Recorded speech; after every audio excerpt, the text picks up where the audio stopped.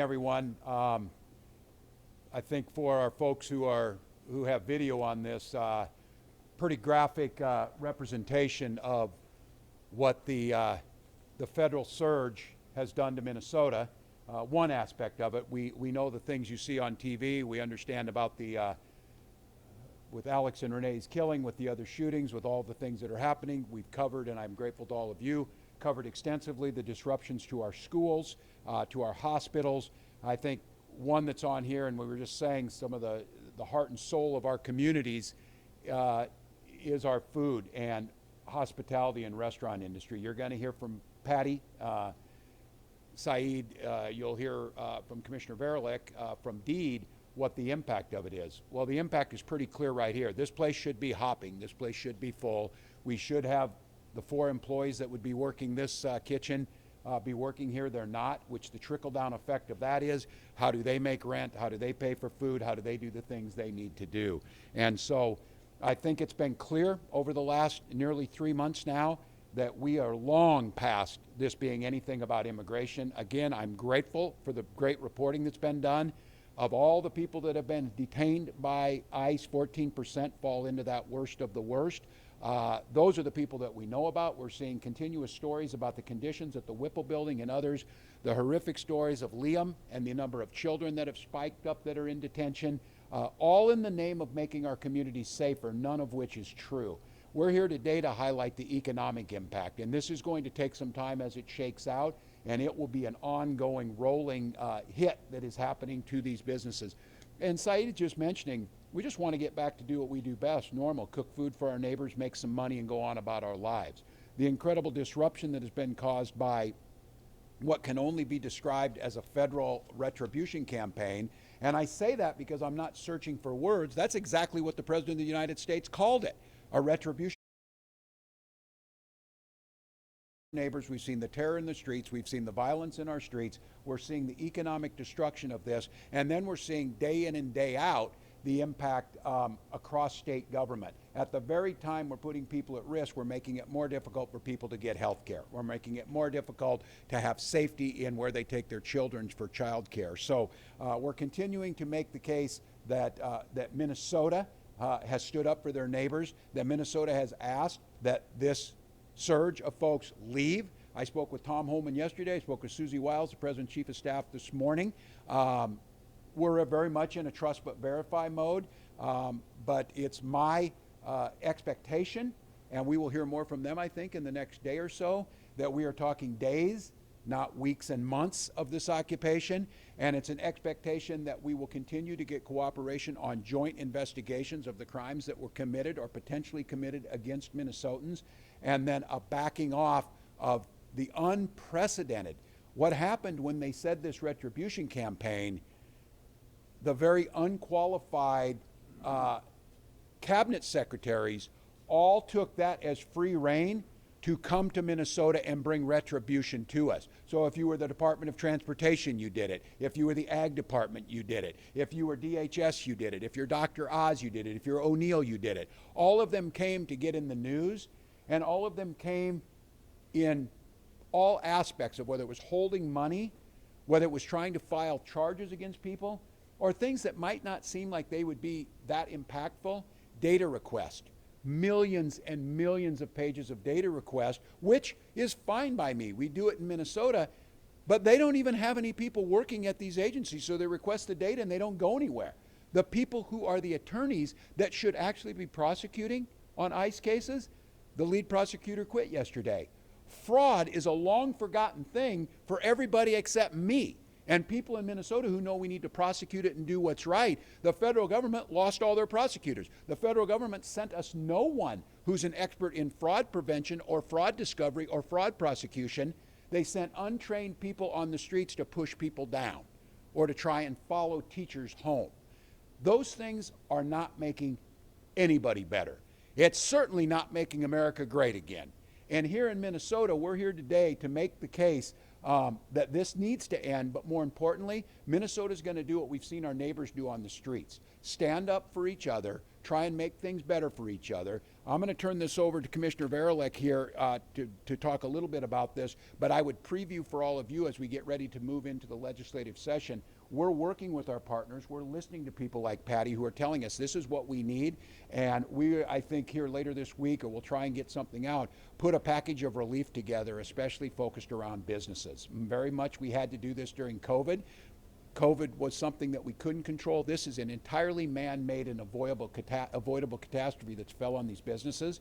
But I think it's still important for us to put something together to make sure that they get back on their feet. These are resilient folks. These are entrepreneurs. They know how to make things work.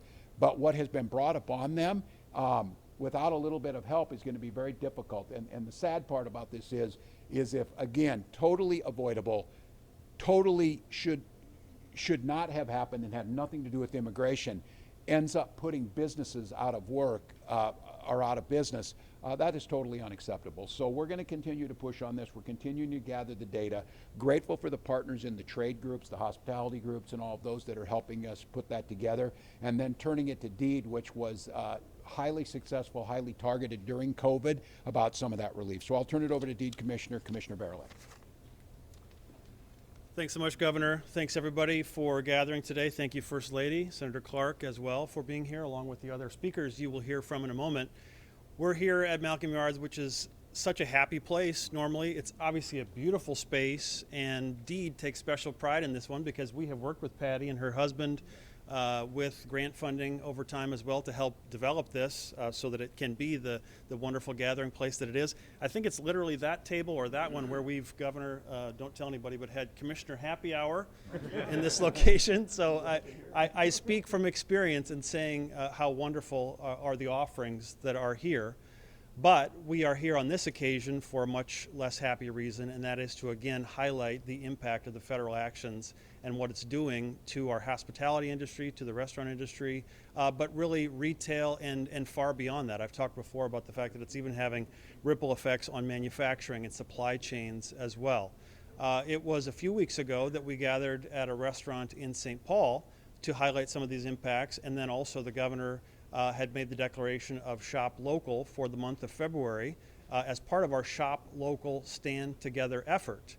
So in the intervening time, we have had lots of other local areas that have announced similar activities. We have had funds popping up to try to help businesses.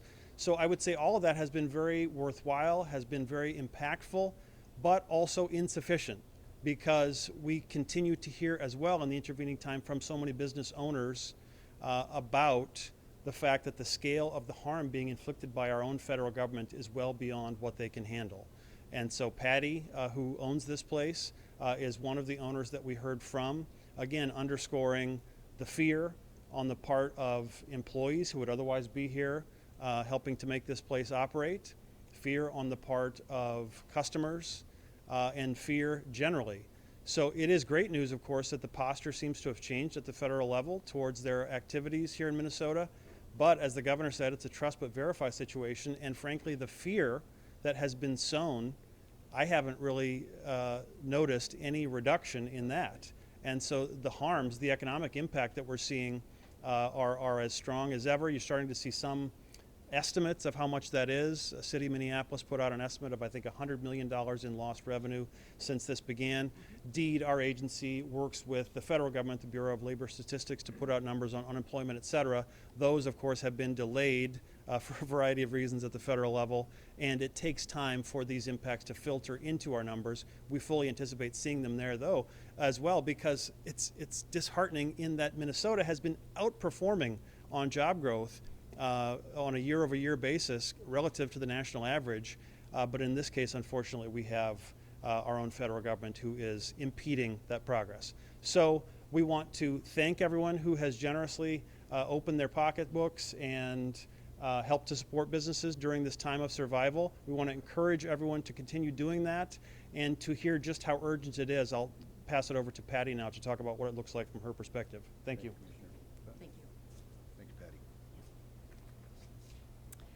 Greetings. My name is Patty Wall, and I own the market at Malcolm Yards in the Prospect Park neighborhood of Minneapolis. For the past 4.5 years, our hall has housed 9 chef-owned and operated kitchens representing a multicultural blend of cuisines from around the world. I'm proud to support these entrepreneurs as they develop their culinary talents, create jobs, and grow their brands. My business is only one example of the opportunities the hospitality sector provides for individuals and communities across Minnesota. Today I'm here because that sector has become collateral damage during the current federal surge of enforcement activity, and the contributions we make to our neighborhoods are at serious risk. We were told the surge of federal agents was intended to make Minnesota safer. From the perspective of many restaurant operators, the result has instead been a climate of fear reminiscent of the early months of COVID, when people were afraid to leave their homes and normal community activities slowed dramatically. That same dynamic is now affecting restaurants, food halls, hotels, and event venues. Since the start of Operation Metro Surge, many restaurants have experienced sales declines of 50 to 80%. Staffing has been severely disrupted, either because legal workers are afraid to travel to work for fear of being falsely detained, or because reduced customer traffic has forced businesses to cut hours. Private events have been canceled or postponed, and many establishments have shortened operating hours simply to manage the drop in demand, per what you see today. Hospitality businesses operate on extremely narrow margins. A prolonged loss of this scale is not sustainable. Many operators are already struggling to meet rent and payroll obligations, and some are only a few payroll cycles away from layoffs or permanent closure. Some have already closed. If conditions do not change soon, many Minnesotans may find the neighborhood restaurants and gathering places they rely on are simply gone. Our industry is not asking for handouts. What we need most immediately is the restoration of normal life conditions so economic recovery can begin. Yep. A significant reduction in the federal operation or its conclusion would allow businesses, workers, and customers to return to normal routines and help stabilize an industry that supports thousands of loyal, hardworking Minnesotans. The sooner this disruption ends, the sooner we can return to doing what we do best, creating jobs, welcoming guests, and serving our communities in this great state of Minnesota. Thank you. Well said. Yeah. Thank you.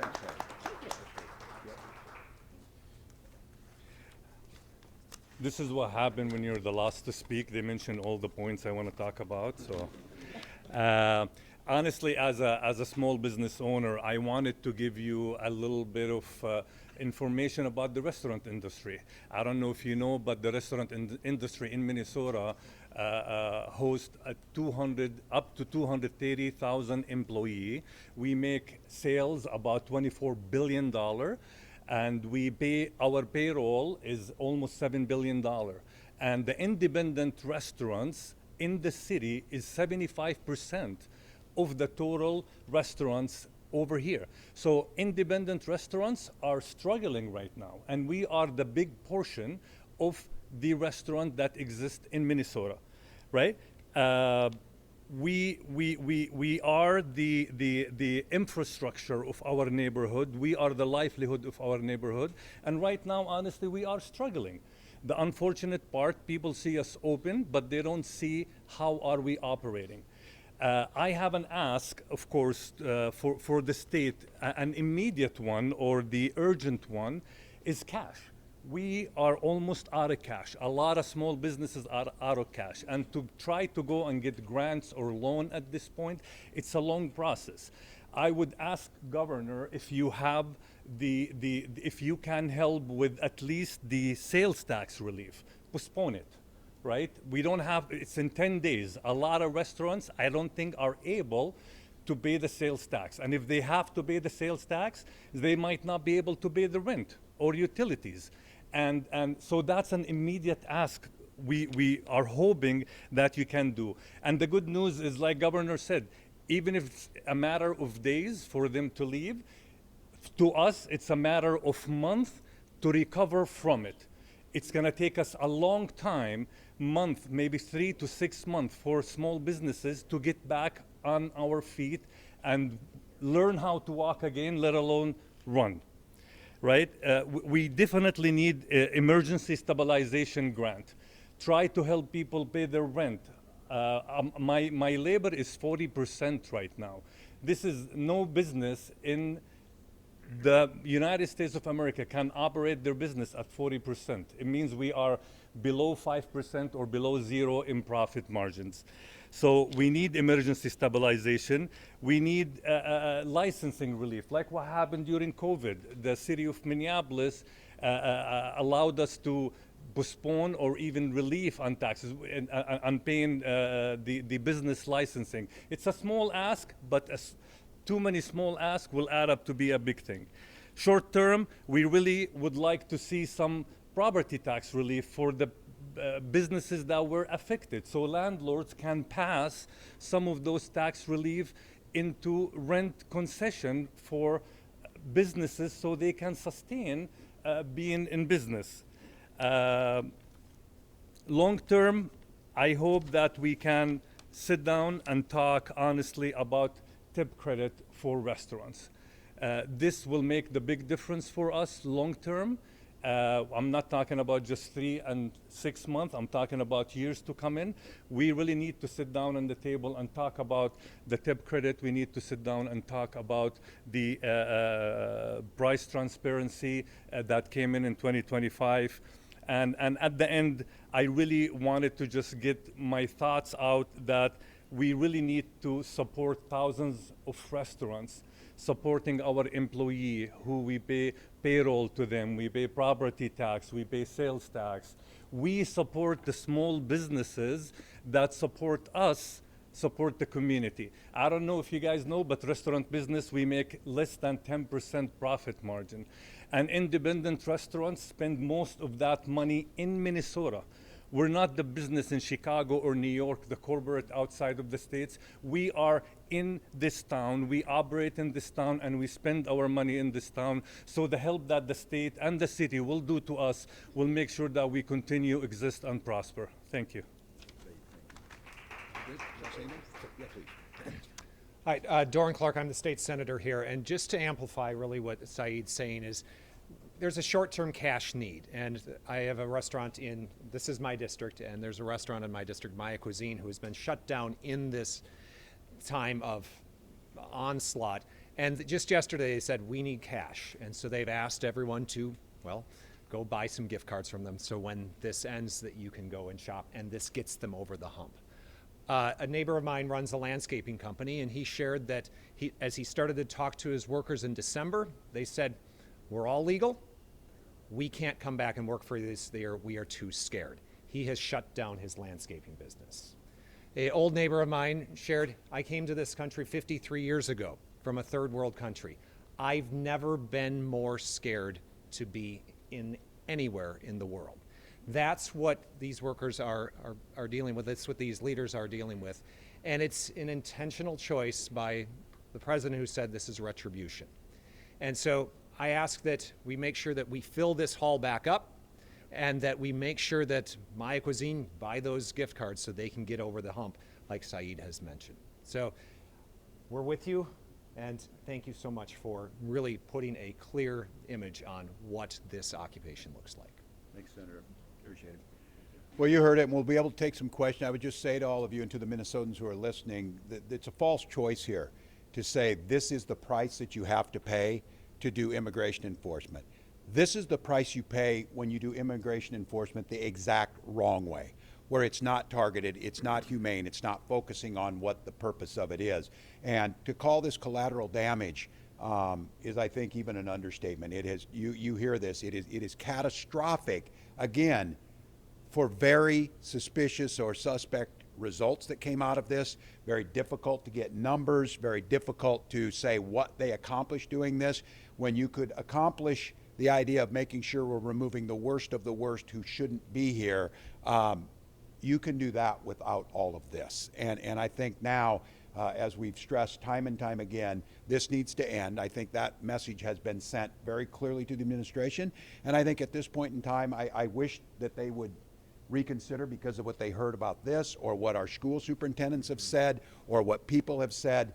But the fact of the matter is I don't necessarily believe that. What I do know is they are cratering in support, that they are incredibly unpopular of what they're doing to people in this moment, and that is changing their posture. And what we need in Minnesota is them to do what we've asked them to do. Get out of here, do these investigations, stop this retribution campaign, but also to make sure we are simultaneously repairing the damage, working together, hearing you loud and clear, seeing what we can do through the state, seeing legislative what we can do, and then what we can do collectively as people, what we've seen on the streets who have gone out there and stood up for their neighbors. We need to take that same energy once these folks are gone and move that energy back indoors, as we said, to start spending money in Minnesota, start going out, make a conscious effort where you might not have. And I think what's so great about this city, and I say this, I get the opportunity to travel everywhere in every corner, but there's something surprising and wonderful every day. A new business, new things popping up, a new American dream that we've always fostered. Don't crush those. Do not crush those. Do not take that out. And I'm just, again, I'm going to remain hopeful at this moment, trusting but verifying. Every indication I have is that this thing is winding up on the front end. But I want to assure all Minnesotans, I want to assure the business owners, we don't see this as the end. Our work just starts now to start to clean some of this up. With that, we'll take some questions. Governor Wells, can you share any more specifics from your conversation with Tom Homan and Susie Wiles about? Yeah, as much as I can, and I'll be as candid as I can with all of you. I'm very careful with dealing with this administration because I think if you say things and if they don't like it, I think we've seen it, you know, the work that comes out. If the Venezuelan president hadn't danced, maybe I don't know how they think. So I'm being very careful. I'll let them make the announcements. We have been absolutely clear that they need to reduce these numbers back to the pre-surge level, which has been about 150. I have welcomed any help if they're sending experts dealing with fraud and tightening up systems. But as I said, none of those people are here and the existing ones are gone. So they've assured us that I think we are moving towards that. I have made clear that this surge staying here, there's absolutely no upside for the administration for them to be here. But what I worry about is we are on the edge of catastrophe every single day with these untrained agents out there, with the danger that's out there, with folks who want to cause disruptions. And so every day that the situation that's out on the street continues, it's a very dangerous one. So, yeah, go ahead. Have they followed through, in your opinion, with what they've said so far? It's hard to say. It's hard for me to verify. I think, you know, Senator Clark, others have said this. The mood of the folks who are closest to this on the streets say no, that they're still out there. Our school superintendents say no, they're still here, they're still following us. My guess is that they have reduced the numbers, as they said. I have no reason to not believe that Mr. Holman didn't reduce the 700. But all of you picked up very quickly, that still leaves 2,300 people on the streets, and that in itself is so destructive. I have to be candid with you. I think holding the state together and the focus and everything that's happening and all the grassroots leaders that are out there, they have days to get done with this. The patience is incredibly thin. And what that means is people are adhering to peaceful, resistance to this. They're honoring their First Amendment rights, but everybody's feeling this. I mean, this is catastrophic economic damage. Look, the president said it, and I'll hold him to this. He said, "This is my economy, I own it." You damn right you do. You damn right you own it in Minnesota because this is what you created. But with that being said, I think by next week they're going to be significant where all of us can measure that. And then again, I hope that we are pivoting correctly on this to the recovery phase that is going to be ongoing. So, Can you expound a little bit on, to follow up, you said that you expect within days, not weeks or months. yeah. Can you expound on that, because people are going to see. Yeah, I'm going to say this. It would be my hope that Mr. Holman goes out before Friday and announces that this thing is done. And they're bringing her down, and they're bringing her down in days. That would be my expectation. Now, for all of you, the reason this is so difficult is it is very important for the President of the United States to believe he wins every golf tournament, believes he wins everything. He views this as a zero sum. I mean, to me, it strikes at the core of my soul, seeing this as a win-loss. This is a loss for everybody involved of what's happened here. With that being said, they've got to believe they accomplished what they were going to accomplish. It's my understanding they think they did, that they think they have accomplished that. Now, I don't know where the numbers are. You're doing some good research on this, but at this point in time, I think what they realize is 2,300, a tenth of the entire border control for the United States being in this city is probably not accomplishing very much more than they've already done. So it's my hope. Tom?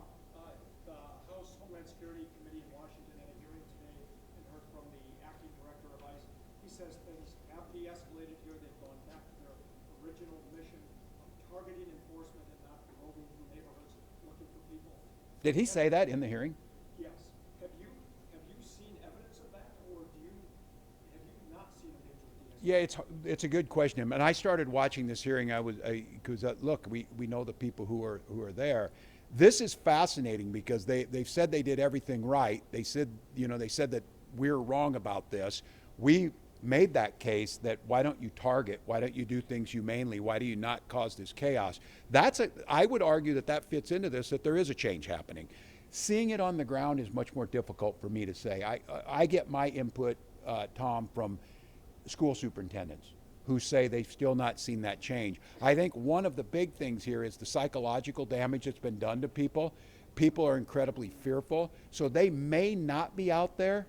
They may not be right in that neighborhood again, but we've got no proof they're not, and the unknown is almost worse than the knowns. Quick follow-up. Tom Homan told me last week this surge could end within 2 weeks. That was as of Friday. Do you think now it Yes. could actually end sooner? My hope is that he speaks this week and that this thing is done next week. I'm going to go out on a limb and say that's my. I've been telling they can't keep kicking this down the road, and I think some of it's operationally here. These folks go in rotations of 30 days.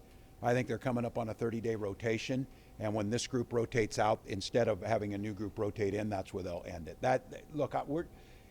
Your guess is as good as mine on some of this because the collaboration and coordination. Now, I will say, since Mr. Holman has been here, we talk daily, we being our administration, folks at the Bureau of Prisons, our BCA is talking. There is much more communication happening with the state and locals, and so that leads me to believe that they are probably following through. So I think for Minnesotans, we wanted them out 10 weeks ago.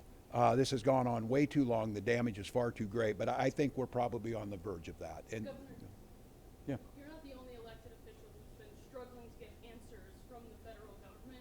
Why do you think it's taken so long to get this actual timeline from Tom Homan? And again, you're saying days until they leave. You're saying he could make the announcement soon. Can you just confirm that is what's going to happen? It seems like. Well, I think it's hard. Look, you want to know my opinion on this? Depends what the mood the president is at night when they talk to him. If he's in an angry mood, I don't know. Don't talk to him after the Super Bowl halftime show. Wait till the next day, and then it's true that we are getting responses based on emotion, and the problem that we have is no one knows what the chain of command is. This is where Tom Homan, I think, did change things, that there were multiple bosses on the ground, and I made this case that whether I believe Tom Homan or not when he said he was going to do something, my biggest concern was I did not believe those agents on the ground were listening to Tom Homan because they were following a separate chain of command. I think what's changed now is that chain of command has tightened. I think, again, there's one person making the decisions in this, and that's Stephen Miller, and he's telling them what to do. That's coming on down. Once this thing became too politically difficult for them, I think there was a change, and that's what Tom Homan's job was. So look, if you're asking me, I'm skeptical, but in this case, I'm more hopeful than I've been that they're going to wind this thing down. We're still doing all the state government things. I need them to get out of here fast so that we can pivot and do our work to the cleanup of what's going to happen. So, yeah. Good.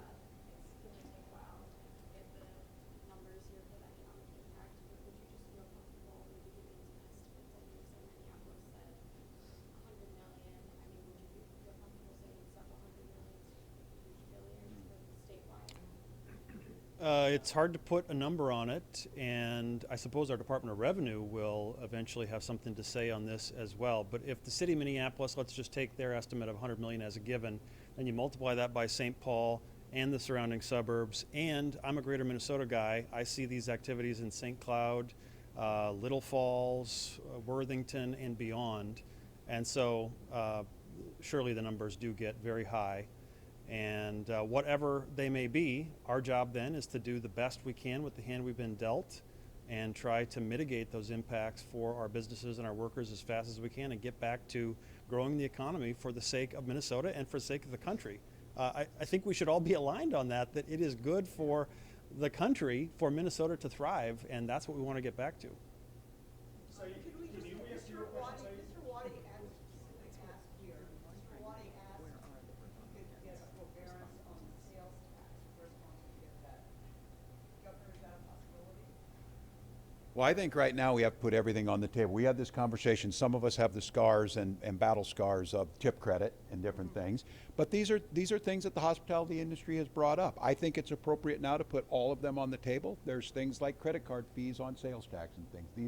These are things the hospitality industry is bringing forward. Some of these predated this situation, but it's still all about, especially now that those have been exacerbated. So what I will say is that I think we have a responsibility to the business community across the state and to others to look at every single one of those proposals.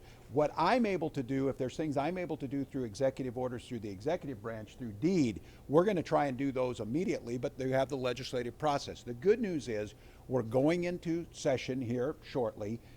We will have a budget forecast that comes out the end of February. I'm a little bit scared now in terms of that will be outdated, and because we base our budgeting in our legislative session based on the February forecast and the November forecast. The issue is will that be somewhat tainted by this, where we're not getting current enough numbers? But I do think, and I will make the pledge, we will look at every one of these proposals seriously to see what we can do, because some of these may be that they're things that people didn't want to do in the past, that recognize if we say don't do something around fees on the collection, we can be certain we're going to collect zero from businesses that are closed. So I think an argument is made here, if the state has to understand our revenue flows, but we have to recognize that the fallout of this, especially in the hospitality industry, could look like COVID in terms of the closures. So we have time for another one? Commissioner, Yeah. could you speak a little bit more to the impacts in greater Minnesota and what you're hearing, manufacturing and beyond?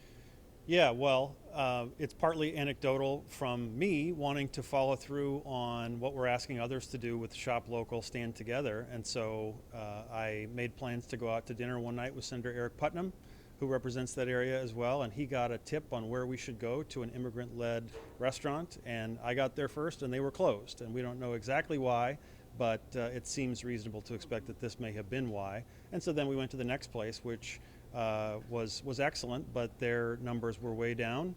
And so in addition, we have lots of folks reaching out to our office, to the governor's office as well, wanting to share their story. And in fact, that's how we ended up here today, because Patty reached out to the governor. And so we've been hearing heartbreaking stories, not just of dollars and cents, but of livelihoods that are interrupted.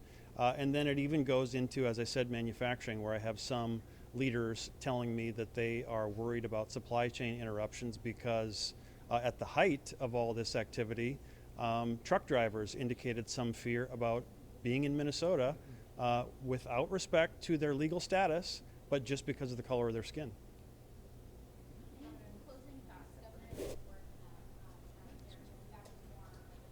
Yeah, thank you. I'm going to make the push again to Minnesotans.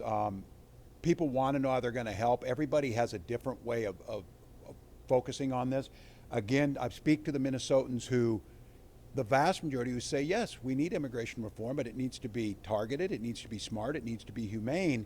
But understand what's happened here goes well beyond that, so get out and spend a little bit of money. I know it's a stressful time. It's hard to find any time to be somewhat joyful. It's hard because you know what's happening, you know the pain that people are feeling. But I do think, you get both of those. If you get a chance to go out to eat and spend some money, it's good for you and it's good for the folks you're going to.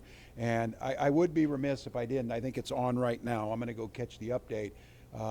The two Coreys from Duluth are competing for gold in curling, and Minnesotans have every reason to be proud. I've never been prouder of this state during what's happened here. I've never been proud.